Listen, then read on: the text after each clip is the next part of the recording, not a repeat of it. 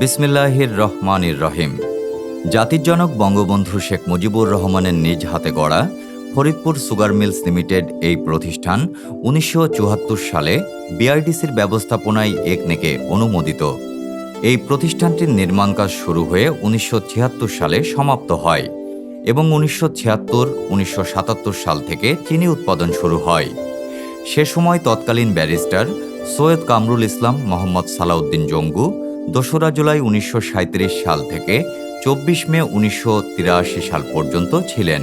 তিনি বাংলাদেশ আওয়ামী লীগের একজন রাজনীতিবিদ, পূর্ব পাকিস্তানের প্রাক্তন এমএনএ, এমসিএ ও ফরিদপুর ৩, বর্তমান ফরিদপুর ১, মধুখালী, বোয়ালমারী, আলফাডাঙ্গা থেকে নির্বাচিত জাতীয় সংসদ সদস্য ছিলেন। তিনি এই মিল প্রতিষ্ঠায় অগ্রণী ভূমিকা পালন করেন। Faridpur sugar mills limited, post Madhukhali, জেলা ফরিদপুর। মিলের নাম ফরিদপুর সুগার মিলস লিমিটেড। কারখানা নির্মাণের বছর ১৯৭৪ খ্রিস্টাব্দ। পরীক্ষামূলক উৎপাদনের বছর ১৯৭৬-৭৭। বাণিজ্যিক ভিত্তিতে উৎপাদন শুরু ১৯৭৭-৭৮। মুখ্য যন্ত্রপাতি সরবরাহকারী প্রতিষ্ঠান স্টর্ক ওয়ার্কপুর, নেদারল্যান্ড। উৎপাদন ক্ষমতা ১০,১৬০ মেট্রিক টন। দৈনিক আখমাড়াই ক্ষমতা ১,০১৬ মেট্রিক টন। বিভিন্ন সেন্টার হতে এবং চাষিদের মাধ্যমে আখ সংগ্রহ করে মিলে আনা হয়।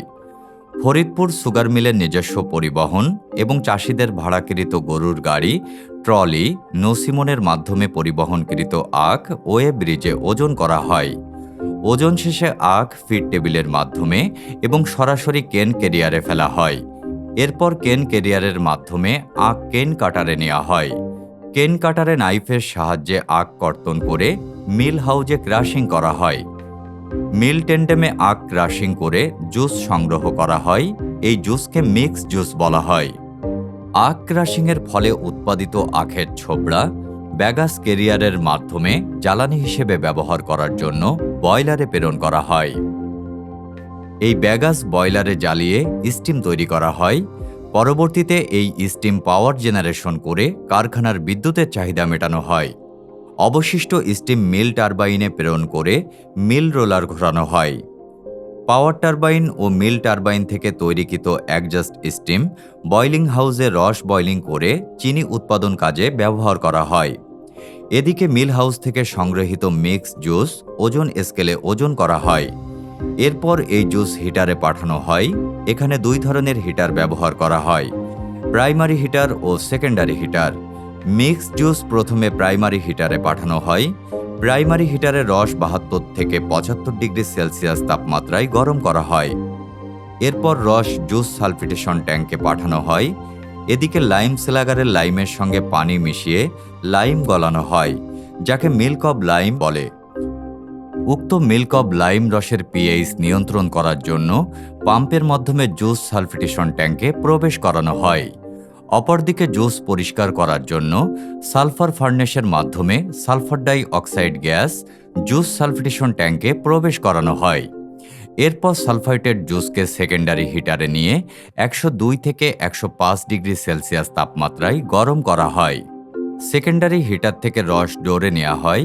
ডোরে ফ্লুকুলেন্ট ব্যবহার করা হয়, যার ফলে কোয়াগুলেশন হয়ে ক্লিয়ার জুস ও মাডি জুস নামে রস ২ ভাগে বিভক্ত হয়ে যায়।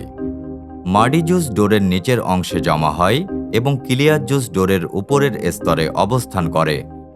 মাডি জুস রোটারি ভ্যাকুয়াম ফিল্টারের আরভিএফ মাধ্যমে মাড পৃথক করা হয়।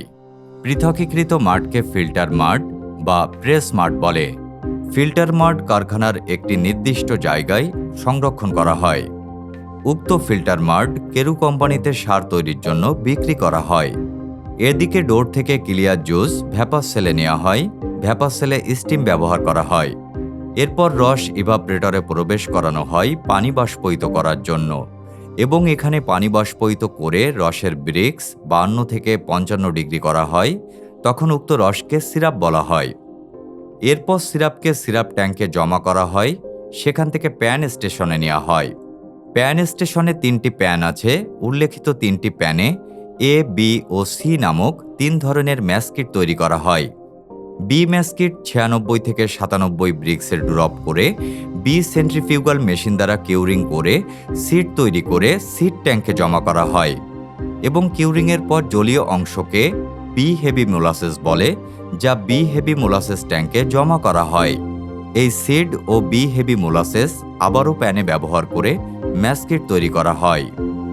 সি ম্যাসকিট 100 থেকে 101 ডিগ্রি ব্রিক্সে ড্রপ করে সি সেন্ট্রিফিউগাল মেশিন দ্বারা কিউরিং করে সি মেল্টিং তৈরি করে ট্যাঙ্কে জমা করা হয়। কিউরিং করার পর জলীয় অংশকে ফাইনাল মোলাসেস বলা হয়, যা কারখানা থেকে মোলাসেস পাম্পের মাধ্যমে মোলাসেস স্টিল ট্যাঙ্কে সংরক্ষণ করা হয়। পরবর্তীতে উক্ত মোলাসেস কেরুট ডিস্টিলারি কারখানায় বিক্রি করা হয়। এ ম্যাসকিট 95 ব্রিক্সের ড্রপ করা হয় এবং ক্রিস্টালাইজারে নেওয়া হয়।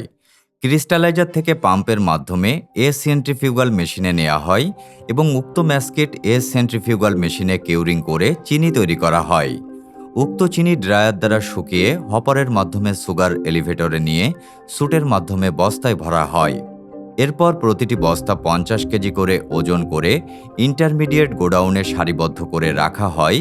এরপর মেন গোডাউনে সংরক্ষণ করা হয়।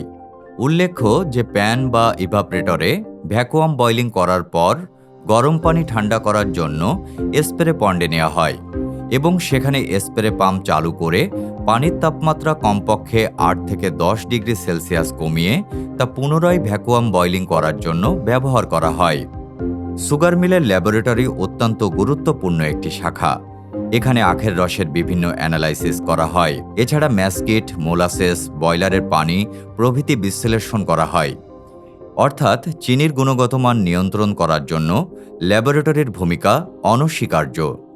পরিবেশ সংরক্ষণ তথা পানি দূষণ রোধকল্পে কারখানার সমুদয় বর্জ্য পানি ইটিপি এর মাধ্যমে শোধন করে লেগুনায় সংরক্ষণ করার পর তা বাহিরে প্রেরণ করা হয়।